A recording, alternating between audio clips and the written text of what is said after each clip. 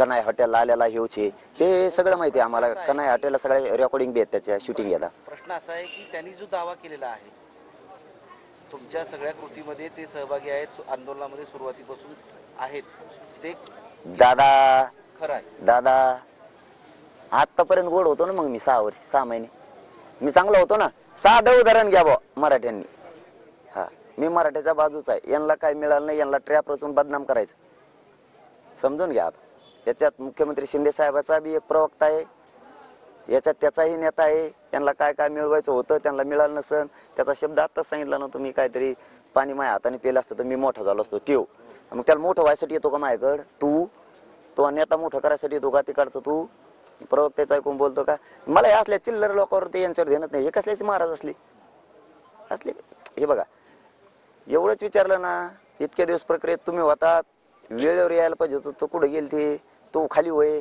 मराठ्याच्याच बाजूने बोललो ना. मग मराठ्यांचा लॉस करणारा माणूसच मला संग नकोय. त्यावेळेस जर महाराजांच्या बद्दल माझ्याकडून शब्द गेलेत तर मी त्यांच्या चरणी, महाराजांच्या जगद्गुरु तुकाराम महाराजांच्या चरणी लीन होऊन सरळ माफी मागतोय. आयुष्यातली पहिली माफी. हो, इतकं मानतोय मी त्यांना. मी प्रसार करतोय त्यांचा. हा, वारकरी संप्रदायाला मानणारा पठ्ठ्या आहे. विद्रोही नाही, हा विनाशी नाही. त्यांच्याबद्दल तो विषय माझ्यासाठी महाराजांच्या बद्दलचा मी कानाला लावून सांगितलं ना. त्याबद्दल बाकीचे विषय हे चालणार आहेत. त्या महाराजांच्या बद्दल मात्र आपण सपशेल माघार आहे आपल्या शब्दाची. सपशेल.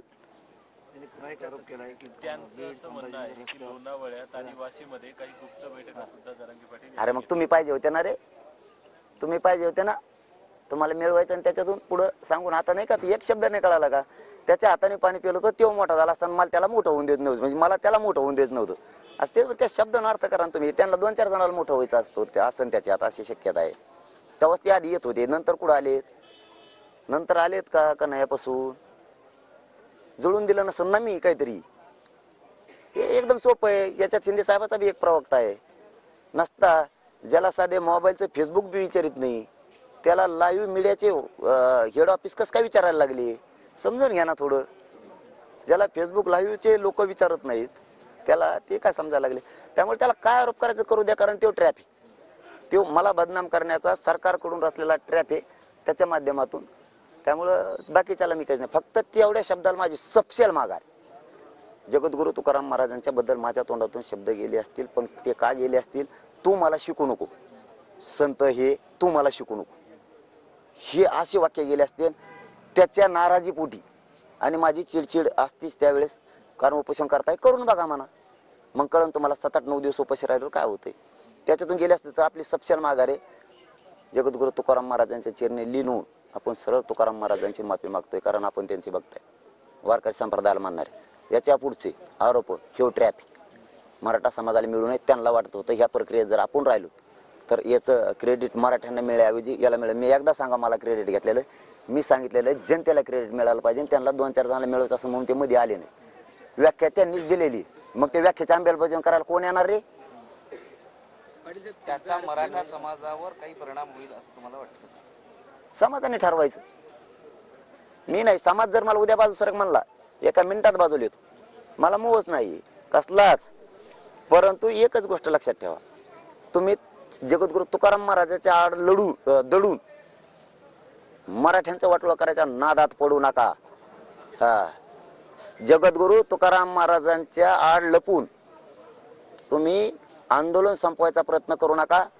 तुम्हाला जे जे सरकारकडून मिळवायचं होतं ते मी मिळवून दिलं नाही म्हणून तुकाराम महाराजांच्या आड दडू नका आणि आड दडून माझ्यावर आरोप करू नका.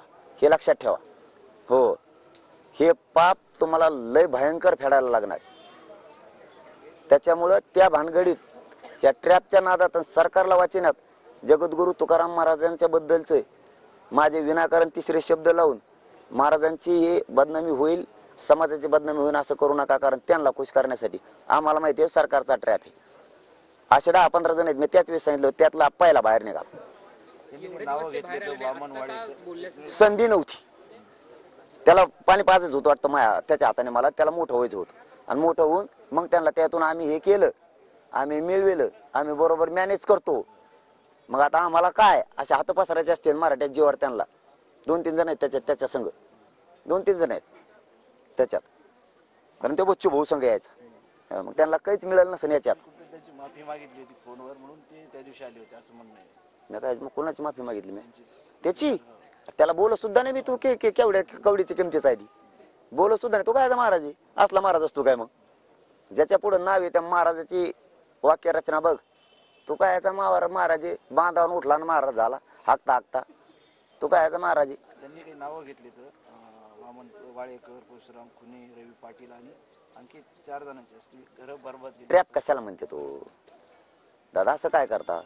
मी तुम्हाला खवळ्याला शोधून काढणार, तुम्हाला खवळ्याला शोधून काढणार, असं काय करता? ट्रॅप कशाला म्हणतात? मग मी कसा बदनाम होईल? मग मी मराठ्यांपासून कसा तुटून? मग आणि त्यांना त्यांच्या हाताने द्यायचंय, त्यांना मराठ्यांचा काय व्हायचं असं, त्यांना मराठ्यांचं काहीतरी व्हायचंय. आता मराठी यांना हागून चिरीत नाहीत, कारण यांच्या नियती ह्या असल्यात उघड्या पड्या. मग हाताने पाणी पाजत होतं त्याला, मग मी मोठा झालो असतो हे असा. आणि मग तो मोठा झाला म्हणजे तो जे नेत्या संगीत होता तो नेता मोठा झाला असता. आणि त्याच्या शिंदे साहेबाचा एक प्रवक्ता आहे. हे ट्रॅप होता प्रत्येकाच्या माग. आणि यांना विचारा ना कोण कोणाचं वाटलं करतंय. तू काय नाव घेतो, तू काय सापडी तू? मला हे जवळ आले हे, ते माझ्यावर झालेला आरोप महत्वाचे नाहीत माझ्यासाठी. हे होणारच होते, फक्त हे रॅलीच्या अगोदर 2-4 दिवस होणार होते. पाटील साहेब, तुमच्यावरचे आरोप झाले ते फार तुमच्या लेखीपर्यंत गेले. त्यांनी असं म्हटलंय की जरांगेंची मुलगी म्हणते माझ्या बापाच्या देव पाया पडेल, म्हणजे इतका बघा बरं, मुलांमध्ये सुद्धा आहे असं ते म्हणतात. तुमच्या मुलांपर्यंत त्याचे ट्रॅप मी म्हणलं तुम्हाला हे होणारच आहे. जेव्हा आता घरापर्यंत गेला हे खरंच महाराज असू शकतो का भोंदू?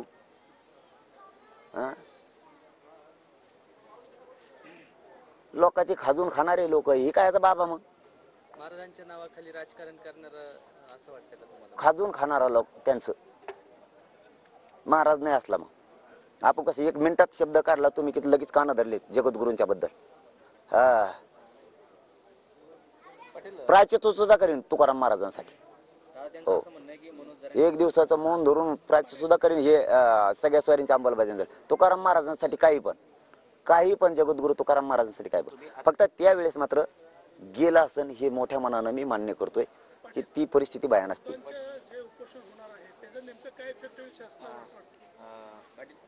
आतापर्यंत तुम्ही भाषणात असं म्हणाले की या सगळ्या आंदोलनाच्या प्रक्रियेत 5.5-6 महिन्यामध्ये अनेक असे ट्रॅपवाले आले गेले, निघून गेले, आणखी काही जणांची नावं गेल्या 2 दिवसांपासून वगैरे वगैरे तुम्ही सांगितलं. हे सगळं सरकारच्या वतीनं सरकार हे या 5 महिन्यातला 5.5 महिन्यातला सरकार जे गप बसले हे बी गप बसले होते. यांच्या मागं कोण कोण नेते येतं मंत्री हे मला माहित झालं होतं. हे बी गप बसले होते. पण आता माझ्याकडून त्या दिवशी चिडचिडीत राग त्याच्यावरती नाराजी व्यक्त केली. त्याच्यात ते शब्द निघून गेले. जगद्गुरु तुकाराम महाराजांच्या आडून यांनी सुरू केलं. नाही यांच्यातही हिंमत नव्हती, यांच्यात नव्हती. कारण यांना मराठ्यांच्या जीवावर कसं मोठं व्हायचं, मध्यस्थी कशी करायची. म्हणून मी प्रत्येकाला म्हणत होतो तुम्हाला मध्यस्थी करायची नाही, नीट करायची. हा, तुमचा स्वार्थ ठेवून नाही करा. त्यामुळे ते प्रश्नच विचारू नका. जो मूळ होता एक महाराजांबद्दलचा ते आमच्या जगाचे श्रेष्ठ संत आहेत. त्यांच्याबद्दल म्हणून ते ऐकायला तयार आहे. बाकीचा ट्रॅप आहे याला बोंबल म्हणा. बोंबल काळामध्ये अधिवेशन सुद्धा आहे. या काळामध्ये अधिवेशन कायद्याचं ज्ञान नाही माझ्याकडे काय आलता? मला कायद्याचं ज्ञान नाही ना. तो आणि आता माझ्याकडे काय आलं येडी गेलता होता. मी नांदेडून यायला होतो केच पोत आडे आली येऊ नको म्हणलं इकडं. दुसऱ्या दिवशी तुम्हाला सभेत यायचं होतं आमच्या. आम्ही येऊ दिलं नाही. बीडच्या पत्रकार सुद्धा याला साक्षीदार आहेत. मला ते काढायचं नाहीये.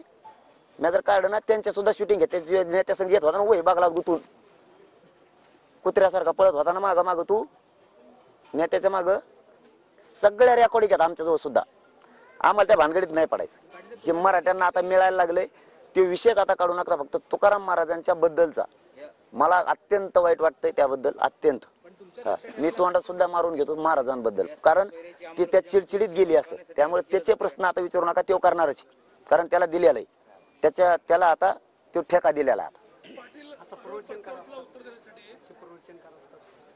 बघा मग असे जर प्रवचनकार असले तर जनता कशी सुधरल? त्याला माय हाताने पाणी प्यायचं होतं, त्याला बाबा व्हायचं होतं, आणि कोणाला आणखीन 1 जणाला मंत्री करायचं होतं. आणि मग त्या प्रवक्त्याला आणखीन त्याचं डोंगून दुतू ह्यो आणि ह्यो झाला बाबा. हे खाजीतून खातोय. याच्याबद्दल मला आजपासून प्रश्न विचारू नका. याला जितकं मीडियावर बसवायचं तितकं. मला एवढंच कळलं फक्त. आणि तुम्हाला सुद्धा, तुम्ही लय चतुर लोक आहेत हो. तुम्हाला एवढं सांगतो, ज्याला फेसबुक बी विचारित नाही त्याला डायरेक्ट तुमच्या हेड ऑफिसने उचललं कसं काय? याचा अर्थ याच्या पाठीमागे सरकारचं एक मोठा ट्रॅप उभा आहे. एका मिनिटात त्याला लाईव्ह घेतलं. पण मराठा संपवायला निघू नको, जगद्गुरु तुकाराम महाराजांच्या आडून संपवायला निघू नको आणि लेकरांपर्यंत जाऊ नको. तुला सुद्धा लेकर आहेत लक्षात ठेव, तुला सुद्धा लेकर आहेत लक्षात ठेव. मुख्य आता म्हणलं सरकार, मी सरळ सांगितलं ना, अरे सरकार मुख्यमंत्री सुद्धा एक प्रवक्ता आहे त्याच्यात. तुम्हाला असं वाटतं की पहिल्यापासून अशी कुठली माणसं तुमच्यामध्ये बोलली गेली होती सरकारकडनं की काय चाललं? आणखीन 19, 20, 21 जण आहेत त्यातले. पहिला बाहेर निघाले सगळे दबले होते. मला माहित झालं ते काय काय करणार आहेत. काय काय तर रॅलीत येणार होते नुसते, आणि बोललो नाही म्हणून नाराज होऊन प्रेस घेणार होती. प्रेसची एक मिनिट प्रेसची तयारी केली ती. मी जर त्यांना रॅलीत नाही बोललो तर बोललो बी असं बोललो बी तरी ते म्हणणार होते बाहेर जाऊन त्याने आम्हाला किंमत दिली नाही, बोललो नाहीत आम्ही इतकं केलं, आम्ही इतके दिवस भोगलं, तितके दिवस भोगलं. याच्यातला ह्यो दुसरा ट्रॅप आहे. मध्ये एक झालाय, आता ते कोणाच्याच आठवणीत नाही म्हणून मी बी नाही आठवणीत. एक झालाय फेसबुकवर व्हिडिओ टाकून झालाय बी, पण त्या दिवसच्या प्रेसला त्याला जाताच नाही आलं. त्याशी सुद्धा अशीच लाईव्ह प्रेस तयार करून ठेवली होती. मग आता काही जणांची रॅलीत मी नाही बोललो म्हणून जायचं आणि सांगायचं आम्ही इतके दिवस काम केलं, हे बोललाच नाही, आम्हाला इज्जतच नाही दिली, किंमतच नाही दिली, आमचं ऐकतच नाही, त्याच ओढितो. खरं आहे ना, मग मी हेकेखोरपणा आहे, मी ओढितो समाजाचे, समाजासाठी हेकेखोर आहे मी. यांचं म्हणणं सगळ्याला गुंडळून धरावं, सांभाळून चोंबळून. तू चोळेव ना, मी नाही. मी हेकेखोर नाही, मी समाजाकडून खोटं नाही बोलत. नाही ते मुद्दाम सांगणं आता गरजेचं आहे की मी समाजाकडूनच आहे, समाजासाठी हेकेखोर आहे, मी समाजासाठी कट्टर आहे, मी समाजाकडूनच वाढणार, तुमच्या स्वार्थासाठी नाही वाढणार. फक्त जगद्गुरु तुकाराम महाराजांच्या आडून सरकारचा ट्रॅप चालू नको, लक्षात ठेव, सरकारचा ट्रॅप चालू नको. मी तर आता पुरा झुकलोय जगद्गुरु तुकाराम महाराजांच्या समोर. आणि सगळ्या स्वारीची अंमलबजावणी झाल्यानंतर मी लोटांगण घालील तिथं. काय लहानपण नाही आहे मला, कारण आम्ही शिष्य लोक आहेत त्यांचे, वारकरी संप्रदायाचे. या आंदोलनाच्या काळामध्ये अधिवेशन आहे अर्थसंकल्पीय, आणि ते 5 दिवसात असणार आहे. 26 पासून सुरू होते. तर तुमचं काय म्हणणं आहे की या अधिवेशनामध्ये हा विषय चर्चेला आधी जावा, किंवा त्याच्यात पहिल्या दिवशी किती तारखेपासून आहे? 26 फेब्रुवारीपासून नियोजित अर्थसंकल्पीय अधिवेशन आहे. नाही आता ते नाही आमच्या हातात, ते त्यांच्याच हातात आहे. हे होतं हातात आमच्या. आम्हाला वाटलं होतं गोरगरीब मराठ्यामुळे अधिवेशन घेतलं, याच्यात घेतील सगळ्या सोयऱ्यांची अंमलबजावणी करतील, नाही केली. आता त्याच्यात घेतील कशावर, त्यामुळे आम्ही सुरू केलं 24 पासून आता लढायला गोरगरीब मराठ्यांनी, गोरगरिबांच्या मराठ्यांसाठी. फक्त सरकारने लक्षात ठेवा, ट्रॅप बंद करा, आणखीन जड जाईल तुम्हाला. ट्रॅप बंद करा, हे चाललेले. याच्या अगोदर एक टाकलाय, तो मोडला, तो दुसरा टाकलाय, बंद करा. आणखीन 16-17 आहेत तुमचे ट्रॅप, आम्हाला माहिती आहे, तुम्ही हे बंद करा. आणखीन समाजाचा रोज जास्त सरकारवर घेऊ नका. सरकार यांना मायाजाळात अडकवते गोड बोलून, आणि आमिष दाखवते, आणि त्या आमिषाचे पोटी तुम्ही बोलतात, पण तुमच्या एक ध्यानात नाही. खूप दिवसानंतर मराठा एक झालाय, मराठ्याला मिळालंय. मराठ्याला नुसतं भुलीत नाही मी, मराठ्याला मिळालंय सुद्धा 1.25 कोटीपर्यंत आरक्षण. तुमच्यासारखं नाही. त्यामुळं त्यांचं ऐकून जातीचं वाटोळ करू नको, आणि जातीचं रुस्तवावर सुद्धा घेऊ नको. याच्यानंतर ते कोण आहे बावलटकर, काय त्या बावलटकर बाबाला इथून पुढं मी उत्तर सुद्धा देणार नाही. तुला काय बॉम्बलायचं तर बॉम्बल, जे बॉम्बलाय ते बॉम्बल. पाटील, राज्यव्यापी आंदोलनाची धग देशात सगळीकडे जाईल असं तुम्ही बोलताना म्हणाले की देशाची नाचक्की, आपल्या राज्याची नाचक्की पण होईल, कारण वृद्ध माणसं सुद्धा अन्नत्याग आंदोलन करतायत, नातवांसाठी उपोषण करतात वगैरे. या आंदोलनाची धग म्हणजे अंतरवलीच्या आंदोलनाची धग राज्यभर गेल्या 5 महिन्यामध्ये पसरली होती. आता या आंदोलनाची धग ही देशभर पसरेल असं तुम्हाला म्हणतं? राज्यभर, फक्त लाल किल्ल्याजवळची संसद सुद्धा दखल घेईल असा त्याचा अर्थ. जबरदस्त दखल घेईल. एवढं मोठं आंदोलन ते राहणार आहे. आणि स्वतःच्या नातवाच्या, नातीच्या, लेकीबाळीच्या न्यायासाठी आजोबा आजी सुद्धा उठायला लागलेत. हे सरकारनं समजून घ्यावं, त्यांच्या आईबापाच्या वयात आहे, आणि ते समजून घेऊन हे पुढं काम करावं. आणि सरकारने ट्रॅप बंद करावेत, थांबवायचे सांगावेत, नसता याला वेगळं वळण लागू शकतं.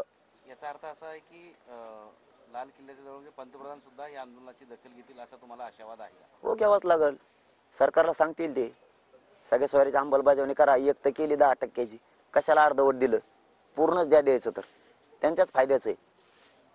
म्हणून माता माऊली बसालेत. प्रत्येक शब्दाला सांगतो पुन्हा सरकारने ट्रॅप बंद करा, याच्यापेक्षा आणखीन जड जाईल. हळूहळू एक एक माणूस पुढे घालताय तुम्ही. म्हणजे तुम्हाला हे आंदोलन जोवर सुरू आहे तोवर एक एक माणूस पुरवायचा आहे. पहिला टाकायला गेला तुम्ही फेल गेला, दुसरा टाकायला गेला तो फेल गेला, हे तिसरा आहे. आता मीडियाचं व्यासपीठ उभा करून दिलंय, आणखीन 16-17 राहिलेत, ही तिसरा आहे. आता लोकसभा निवडणूक काही दिवसांवर येऊन ठेपलेली आहे आणि त्याच काळात आंदोलनाची ही धग सुरू होईल. तर त्या लोकसभा निवडणुकीत याचे परिणाम दिसतील का? नाही, निवडणुकीच्या बद्दल नाही बोलत आम्ही आज सगळ्या सोयऱ्याच्या अंमलबजावणीच्या बद्दल. आणि ती अंमलबजावणी घेतल्याशिवाय थांबत नाही. पुन्हा प्रत्येक प्रश्नाच्या उत्तराला आजचे दिवस सरकारने ट्रॅप बंद करायचा, ते थांबवायचे. त्याच्या मागे जे सरकारचे लोक उभा राहिलेत, प्रवक्ते, माजी मंत्री, यांनी थांबवा. तुमचं नाव घेऊ शकतो मग मी याच्यात, जितके दिवस सहन होईल तितके दिवस घेईल. हे ज्याच्या माग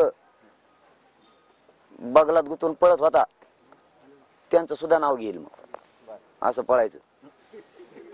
म्हणजे याचा अर्थ असं महाराष्ट्रातील मराठ्यांनी घ्यायचा का की असा जर ट्रॅप लावून मराठ्यांना सरळ सांगतो, यांनी प्रश्न विचारला म्हणून मला या आंदोलनातून बाजूला काढायचंय, मराठ्यांना मिळून द्यायचं नाही, मराठ्यांचं वाटलं 10%वरच करायचं यांना, म्हणून हे ट्रॅप काढले. सगळीकून सगळे भिडणार आहेत आता मला बाजूला काढायसाठी. बघा, मराठ्यांना सांगतो, चॅनलच्या माध्यमात सांगतो, मला बाजूला काढायसाठी. कारण यांना इमानदार आंदोलक नकोय, पैसे फिशे पद घेऊन फुटणारा पाहिजे. मला यांना असा आरोप करून बाजूला सरकवायचंय, असे हे सगळीकून सगळे भिडविणार आहेत ते. आणि मला बदनाम करून बाजूला काढलं की यांना 10%वरच मराठ्याला गुंतवायचंय. एकदा निवडणूक झाली की ते बी खड्ड्यात जाईन आरक्षण, मराठ्यांचं पुन्हा वाटलं.